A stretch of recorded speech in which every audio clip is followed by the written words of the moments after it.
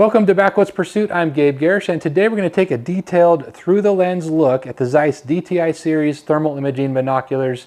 We're going to put them all side by side on the same screen so you can see them for yourself, what the differences are, what the imaging capabilities are, what the resolution is between these four units.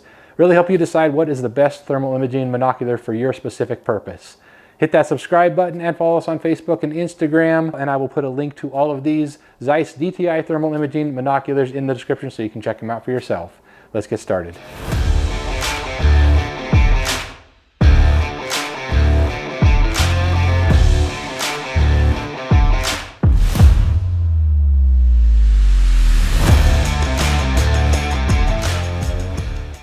All right, let's dive right into looking through the lens of the Zeiss DTI series. Here we've got the DTI 1, 3, 4, and 6. Just a quick note here, the 1, 3, and 4 offer 8 predefined user modes that we'll go through here in just a moment. We'll show you those. The DTI 6 gives you also 8 options, 5 predefined, and then 3 user defined, so you can customize those colors. For this video, I made that customization to make a hot color an orange color. So you'll see that in the DTI 6 when we demonstrate here. But keep in mind, that can be whatever color you want it to be, and you can even set up 3 of those. Now, one other note is that for the most part, most of the video and pictures that we took with these was out in the field when it was offhand. So some of the images potentially could be a little bit better, or the video could be less shaky if you do put them on a tripod. But you also notice that we did put them on a tripod for some of the side-by-side testing, and you'll be able to see that very easily because the image is very, very steady. So those are on a tripod. Otherwise, we did this like you would use them out in the field, taking a picture or a video offhand and just using them like anyone would use one of these units. So first up, we're going to take a look at the color modes of the DTI 1, 3, and 4 at a picture of some elk here at about 1,300 yards at 10 in the morning, 50 degrees Fahrenheit. First we have rainbow color, then the green hue color, followed by red hue. Next we have dark hue, the night eye, then we have white hot, followed by black hot, and finally to red hot. Now, personally, I found that I used red hot more than anything else. It seemed to be the best in the most situations, but certainly there were times when white hot or black hot, even rainbow at times, pulled that heat signature out a little bit better than red hot. So it's nice that they're all there available for you, and it's very easy to cycle through the various colors just with the click of a button. So you can do so if you need to, and just use that in scanning a hillside or whatnot, looking for that heat signature. Next, let's take a quick look at the brightness, the contrast, and the color modes that you get with the DTI 6. This one is more customizable. The others also have those contrast adjustments and some brightness adjustments in them, but this one has more so I wanted to demonstrate this one for you as well. Now, also keep in mind when you use various modes within this, say identify, detect, or so on, you also want to make sure that you go back and adjust appropriately the contrast or the brightness and so on, depending on what mode you're using to optimize and get the best resolution, the best overall image quality with the DTI 6. So first, let's take a look at the color modes that the DTI 6 offers. These are the 5 predefined color modes. First, we have white hot, followed by black hot. Then we have red hot, rainbow, and night eye. Next, let's take a look at the contrast, brightness, and scene modes that you get with the DTI 6. Now, all of them do have some of these customizations. The DTI 6 has more, so I'll show you and demonstrate with the DTI 6 here. First up, let's take a look at contrast. As you can see, we move through the contrast to make that contrast more substantial. It darkens the image, but you can really see the animals standing out even more so. Moving over to brightness, again, you can change the brightness of the image here, make that darker so that the heat stands out even more.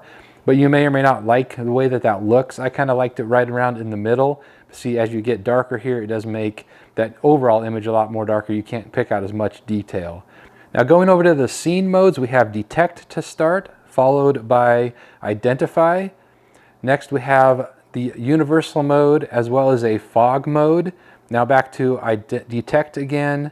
Let's take another look through here real quick. We have identify again, universal, fog, and then again back to detect. Now personally, I found myself using the detect mode most of the time.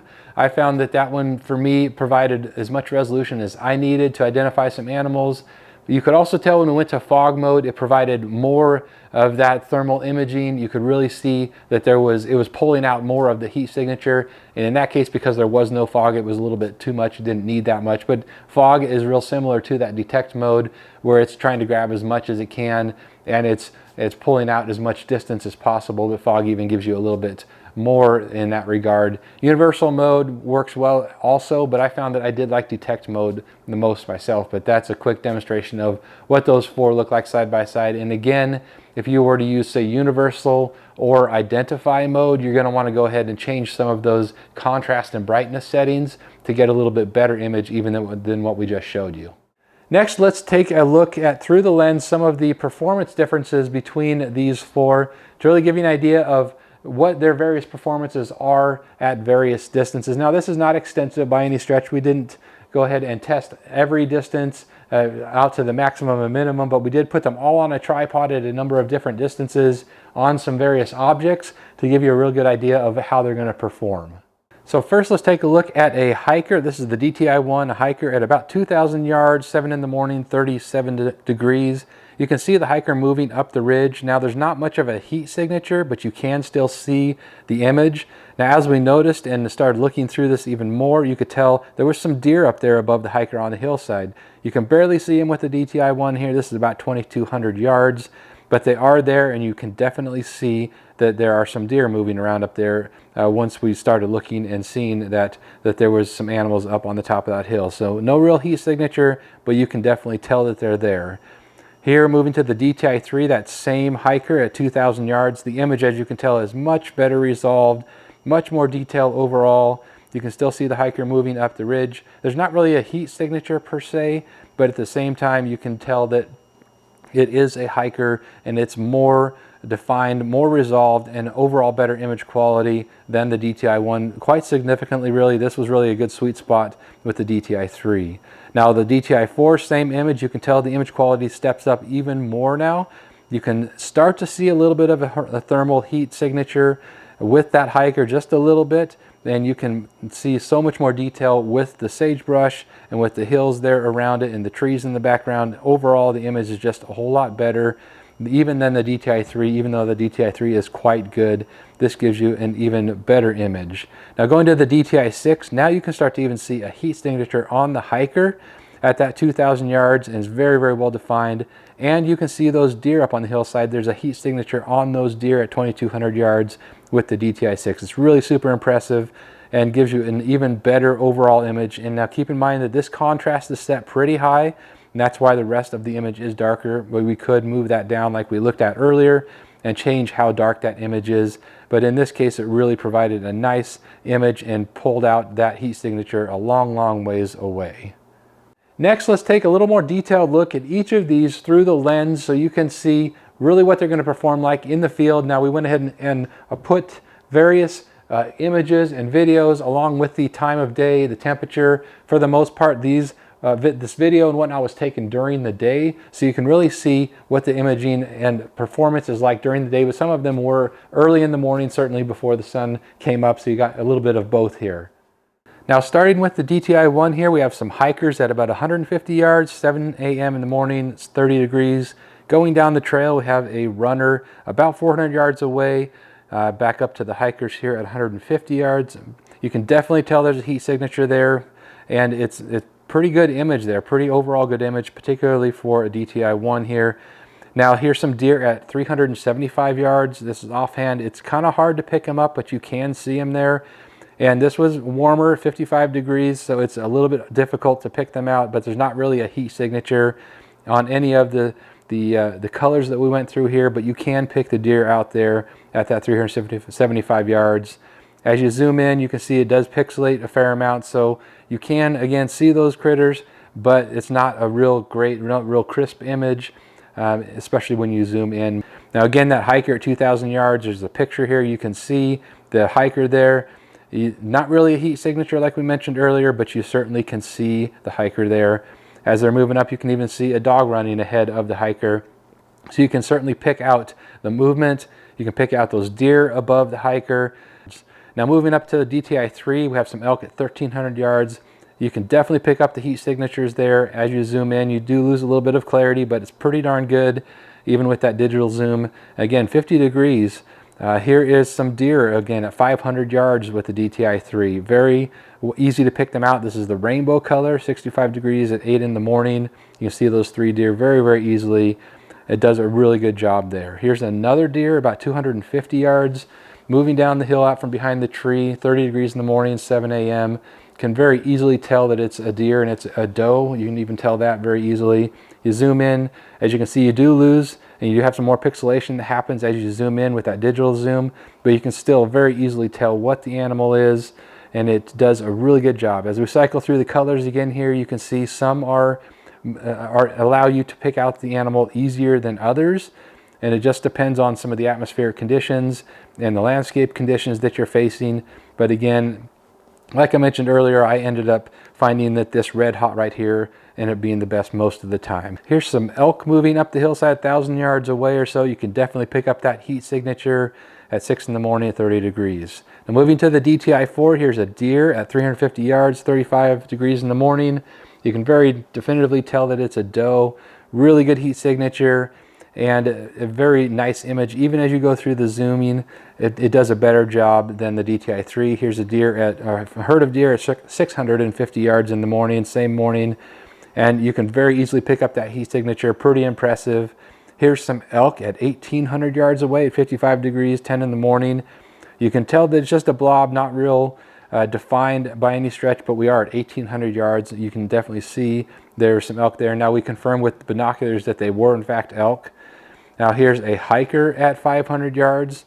You can, again, really nice definition. You can see the sagebrush and whatnot around the hiker, but very, very good image with the DTI 4 here at 500 yards. Here's some deer at 800 yards, a little more difficult to tell, especially in the sagebrush. This is rainbow color, but you can tell as we go through some of the other colors here, the white hot, that those deer are definitely there, confirmed again with binoculars that they are deer. And picked it up at 50 degrees, 7 o'clock in the morning, so not a huge or super cold day. Now going to the DTI 6, here's some deer at 150 yards. You can just see how much better the image gets, how much more crisp that thermal image is. 40 degrees in the morning here in this particular case. As we go through the various colors here with the DTI 6, again, you can see that definition is excellent. That red hot, again, was my favorite there. Really, really nice definition. And then as we go to white hot, and another really good example there. Again, here's that biker, a different biker at 2,000 yards going up that same trail. As we go through some of the colors there with the DTI 6, you can very easily pick that out. It's even more easy to pick that out than some of the others. Here's another deer at 1,500 yards bedded down, about 30 degrees in the morning. Long ways away, really impressive to be able to pick out that deer off the hillside. Here's a hiker going up the trail to about 200 yards. You can even pick out the different areas on the body that are hotter than others. So really well-defined thermal imaging in that regard. Now finally, here's 3 deer at about 200 yards, 30 degrees in the morning. You can just see how crisp that image is with the DTI 6, even more so than the DTI 4, which is fantastic, but this just gives you that much more detail and that much more heat signature to work with. It's just very, very phenomenal in the way that the DTI 6 pulls out such a great thermal image. Next up, we are going to put all of these on a tripod and show you what those differences are on the same screen, looking at the same object. They are all adaptable for a tripod. They're threaded for a tripod here with the 1/4-20 threading. So we put them all on a tripod and aimed them all at the same exact object at the same time of day, same temperature, in a couple of different situations, so you can see what those differences are. Really the best way to do that is side by side, and we're able to really hone that image as well by putting them on a tripod, so there's no shake introduced by your hand or whatnot either. So let's look at that side by side on a tripod now. All right, so as you can see, the DTI 1, 3, 4, and 6 here, that same image, hiker at about 2,000 yards. As you step up from the 1 to the 3, just so much better resolution. 3 to the 4, same thing, a lot better resolution. And then the 4 to the 6, while the contrast is set pretty high on the 6, it does allow you to pull out that thermal imaging and that heat signature just a little bit better. Again, excellent resolution all the way around, but you definitely get what you pay for as you step up in the DTI series from the 1 to the 3 to the 4 to the 6. Now going to the next image here, you've got some deer at about 200 yards away. They're all set to the red hot color. And interestingly, the 1 and the 3 don't pick up a heat signature, even though that image is very, very clear and usable, and you can easily see those deer, while the 4 and the 6 give you a very well-defined heat signature. But you can see the 6 has a better contrast to the image, and the bushes are more crisp. You can actually make out what those bushes are, whereas the 4 is just not quite as much, even though you can still see that sagebrush. The 1 and the 3, the images of the sagebrush are just a little bit more blended together. They're not quite as defined, but it just speaks to the image quality that you get with particularly the 4 and the 6, as well as the ability to pull that heat signature. And now one other difference that you can really notice here with the DTI 6 is that it has a better image quality and more defined thermal image as far as specific to parts of the body of the animal and the critter. Looking at the same exact animal, you can pick out which parts of the body are hotter than the others, which is really quite interesting, and it's something you'd be hard to see if they weren't here side by side looking at the same animal. So all fantastic. They all do a great job of pulling that heat signature and giving you a really usable image. But as you can see, the 4 and the 6 do by far the best job of giving you that ability to look at and pull a heat signature out of something, in this case 200 yards away. So that is the Zeiss DTI series thermal imaging monoculars, a demonstration of how each of them performs. I'd love to hear your feedback. Drop any questions or comments. What are your thoughts? Which one is going to be the best suited for your needs? Of course, you go up in price point the more that you go up towards the DTI 6 versus the DTI 1.